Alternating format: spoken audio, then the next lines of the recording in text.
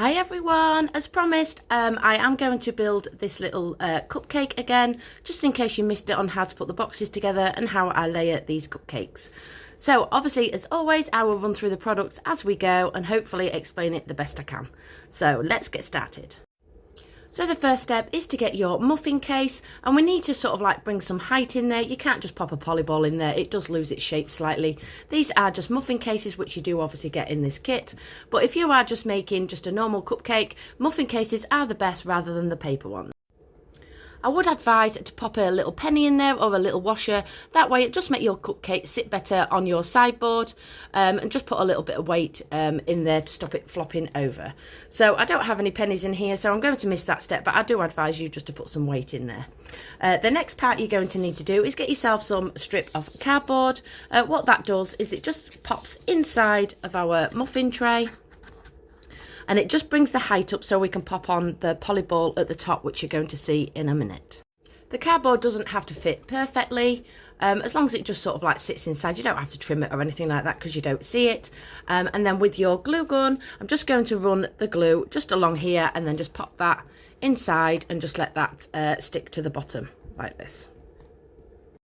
The cardboard is now stuck to the bottom. So this is a 6cm polyball, and we need to cut this in half. The easiest way to do this is to use a craft knife, and you will find the join on the ball if you just sort of like spin it around. So there's my join, so I'm just going to cut that down there with my little craft knife. So I now have half a ball. So the next thing I'm going to do is run my glue gun just along this cardboard, and then this ball is going to sit on the top to form the dome shape that we need. As you can see, the cardboard has just supported that half ball and just brought it up so it looks more like a cake shape. So we're just going to pop this to the side, and we're going to build the little box next. This is the little box. I would advise not to score this because you might drag off the colour. Obviously it's only printed onto cardstock, and what you need to do now is just the easiest way for the way I find to do it is just to fold it along all the edges. So no scoring, just work all the way along. Fold in where you can see the darker blue line.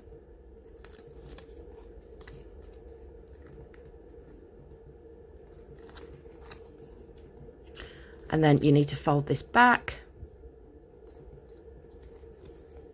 And then fold the top. Now I have kept a little flap on here, so you can fold that if you want to. I've tried to design these the easiest way I can for you to all to build this. But obviously if you are new to building boxes, you will probably find to cut this strip off. So I'm going to do it that way just to show you. You can leave it on or you can take it off. But I'm going to show you just to trim this little bit off here. And now we're going to use some tacky glue. So this is just cheap tacky glue. You can also use PVA glue. Just do not use a glue gun for this because the glue will sort of like make your box like the join not flat, if that makes sense. So just before I add the tacky glue, I'm going to leave this top part, which you're going to see in a minute. So that's just had one fold here. You'll just need to fold just along this shape here. So just from there to there. So again, you just have to roughly do that and just fold that over. That'll just give you the little lip for the bottom. So let me just quickly do that one because I missed it. And that'll just give you the little flap. So leaving this one open for now, we're going to run some tacky glue just along this edge here. And then that is going to join up to this corner here. So you can get a really, really thin brush. I have found one. I don't often have them. Or you can use a little cocktail stick for this part. So I'm just going to dip in and then just tap this on here.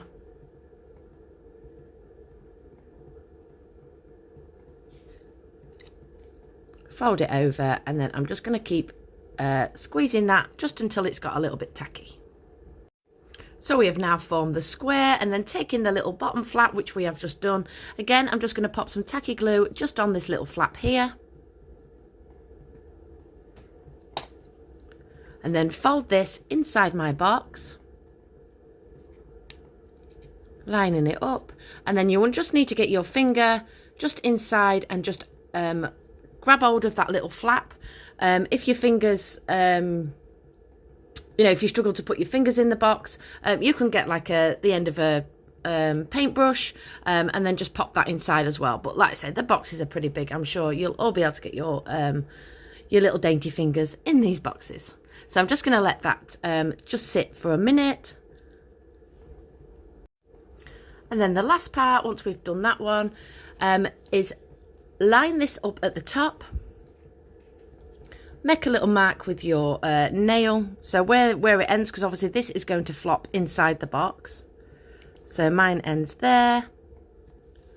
And then I'm just going to fold that just where it sits on the edge. So just double check. You don't have to glue this part if you don't want to. I do keep my sort of like boxes open. I'm just going to straighten that up a little bit, just fold that and then fold that inside my box.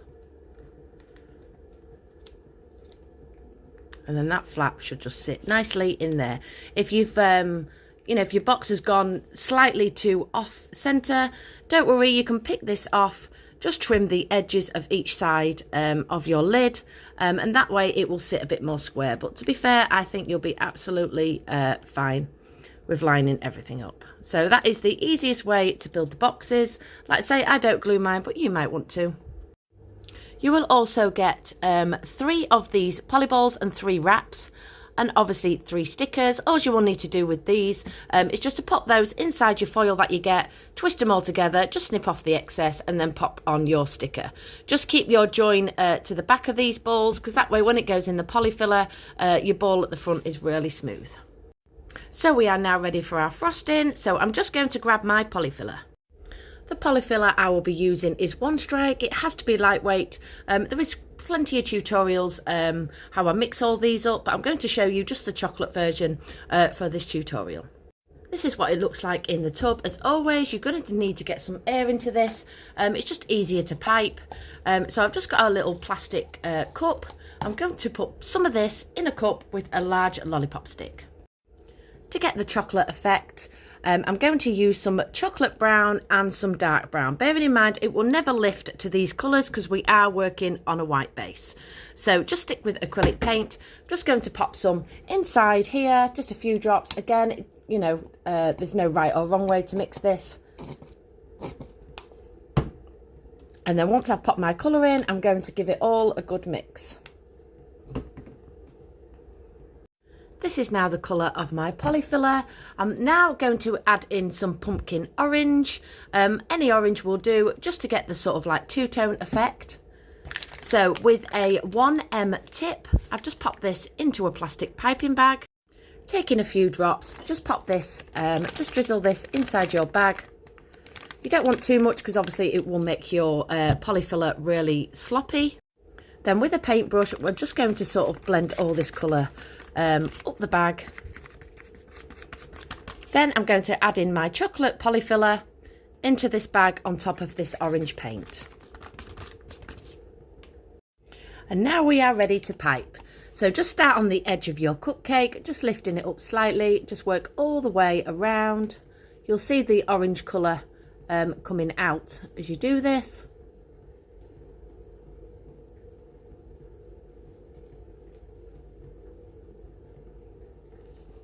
And then you should have something that looks like this.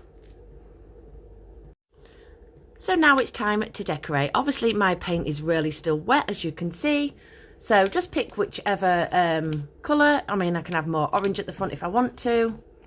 So I'm going to do it this way, and then I'm going to start decorating with my little boxes and charms. As I put my box on the right hand side on the last one, I'm going to do the opposite because I don't want them the same. So all you will need to do now is just pop this into your polyfiller, like this. And then taking my other charms, I'm just going to place these inside the cupcake. Obviously, if they do feel a little bit wobbly, don't worry. Once it's set for a good 24 hours, these will adhere to your polyfiller. All my charms are now in place. I did sort of like trim this one down as well because you do get 2 orange slices. So this was the last part that I had from the last cupcake that we did. And then the last part, I'm going to add some glitter. These are just iridescent. And this is the finished result. Hope to see you all soon. Goodbye, everybody.